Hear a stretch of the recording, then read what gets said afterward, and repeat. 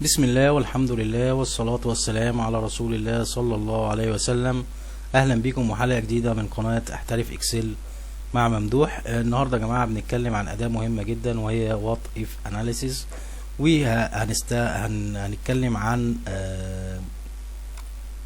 أدواتها، وهم 3 أدوات في سيناريو مانجر وجول سيك وداتا تيبل. والنهارده هنتكلم عن سيناريو مانجر، وهو ازاي تعمل اكتر من سيناريو لمشروع وعايز تحقق منه هدف معين، فبتجرب كذا سيناريو عشان توصل للهدف اللي انت عايزه، وبتختار من بين كل السيناريو اللي يناسب المشروع بتاعك. ازاي الكلام ده بيتم؟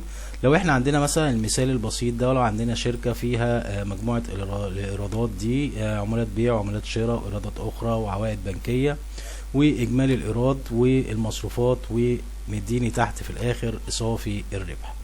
طيب انا لو حبيت عايز اعلي صافي الربح، فلازم اعمل حبة او اعمل تغيير في مجموعة من البنود في الايرادات، وبرضه اغير مجموعة من البنود في المصروفات. ازاي هيتم الكلام ده؟ تعالوا مع بعض نبص مع بعض. لو جيت هنا وقلت سيناريو مانجر، فهيجي هنا يقول لي اد انت عايز تعمل سيناريو جديد، هتسميه ايه؟ فهقول له السيناريو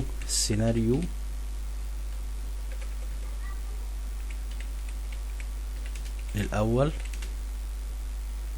طيب السيناريو الاول ده انت المتغيرات بتاعتك او المعايير اللي انت هتغير عليها، مثلا لو انت حبيت عايز تغير مثلا في عمولة البيع، ولما تيجي تضيف متغير تاني هتدوس كنترول وهتغير مثلا عمولات الشراء او عمولة البيع وعمولة الشراء ومصاريف الصيانة وعمولات التسويق، وبدوس بقول اوكي.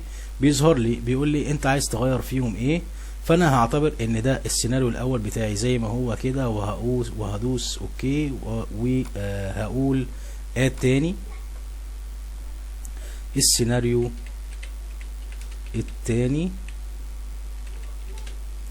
وعلى نفس المتغيرات وهدوس اوكي. فهاجي هنا مثلا لو انا حبيت قلت ان انا هزود عمولات المبيعات او عمولة البيع ل1500، وعمولة الشراء اخليها 2500، وبالتالي الايراد زاد، فالمصاريف تكلفة المبيعات او تكلفة المصروف او المصروف هيزيد معايا، فهخلي دي 600 وهخلي دي 720، وهدوس ده السيناريو التاني وهدوس اد واكتب السيناريو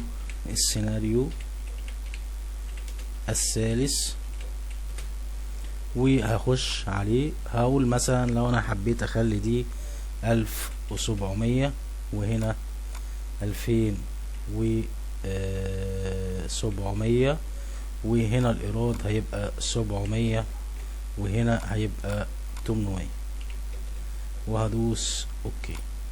كده ظهر لي 3 سيناريوهات، السيناريو الاول والسيناريو الثاني والسيناريو الثالث. السيناريو الاول زي ما احنا عاملينه كده، هو زي ما هو كده. لو دوست شو هيفضل زي ما هو. لو جيت على السيناريو الثاني ودوست شو، لاحظوا بس ايه اللي هيتغير. البنود اللي انا كنت معلم عليها وكمان صافي الربح بناء عليها هيتغير، فالبنود دي اتغيرت، اللي هي عمولة البيع وعمولة الشراء ومصاريف الصيانة وعمولة التسويق، وصافي الربح بقى 3410. لو جيت شفت السيناريو الثالث ودوست شو بقى 3630. هنا برضو في القائمة دي في ديليت وفي ايديت لو حبيت تعدل حاجة، وفي حاجة اسمها السمري. السمري ده بيعمل ايه؟ لو جينا دوسنا عليها كده هلاقيه بيقول لي ايه؟ بيقول لي انت هتعمل ملخص للسيناريو اللي انت عامله، ريزالت سيلز، اللي الخلية اللي انت عايز توصل للنتيجة بتاعتها اللي هي صافي الربح.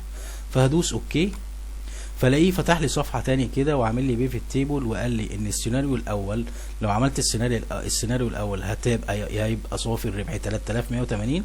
لو عملت السيناريو الثاني هيبقى صافي الربح 3410. لو عملت السيناريو الثالث هيبقى صافي الربح 3630. ده كان موضوع حلقتنا النهارده. اداه مهمه جدا سيناريو مانجر، و ممكن تستخدمها في تسعير المنتج او اسعار المنتجات او تعديل الكميات او عشان توصل للهدف اللي انت محتاجه. فبتعمل له كذا سيناريو عشان توصل للهدف اللي انت عايزه. ده كان موضوع حلقتنا النهارده، ويا رب يكون الفيديو عجبكم.